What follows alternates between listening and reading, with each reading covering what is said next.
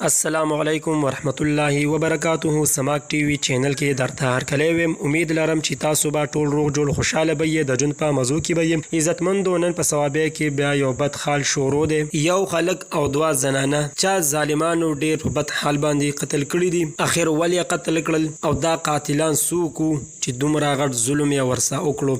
راځئ عزتمندو دا ټول معلومات موږ سره په دې ویډیو کې وګورئ چې پوره معلومات نه خبر شي. عزتمندو، الله تعالی دې رحم وکړي.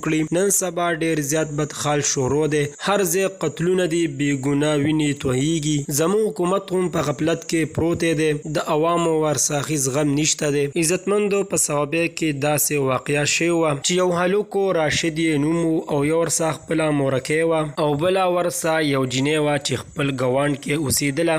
دې جینۍ بل کس سره لیڼ و، یعنې تعلق یې ورسره و. دا کم هلک او جینۍ و چې یو بل سره تعلق و، دوی په څه خبره باندې یو بل سره روان شي وو. ثوابۍ چوټه لاهور ته ورسېدل.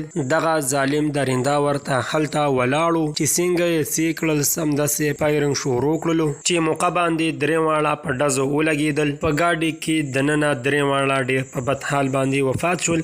الله تعالی دې مغفرت نصیب کړي او کوروالو ته دې الله تعالی د زړه صبر ورکړي. دوستانو، موږ ته پکار دی چې په کور کې زنانو ته قطعا موبایل نه پرېږدو، ځکه چې نن سبا دا موبایل ډیره غټه فتنه ده. ډیر شرط او فساد تی خورېږي. عزتمندو، ډیر احتیاط کوئ. هغه ظالم قاتل په تښتېدو کې بریا شوی دی. پولیس والا راغلی دي خو قاتل تی تښتېدلی دی، په لاس ورلا نه دی ورغلی. ځای په ځای ناقبندي لګولې ده، خلاصه مخې ته نه دی راغلی. دوستانو، دا وه زموږ د دې وخت نیو معلوماتي ویډیو. د نور نیو معلوماتي ویډیو دپاره زموږ دا چینل مدرسه را سبسکرایب کړئ، خوا کې وسه ګنټۍ نشان ووایئ چې رواني معلوماتي ویډیو تاسو ته په اسانۍ سره میلاویږي. والسلام.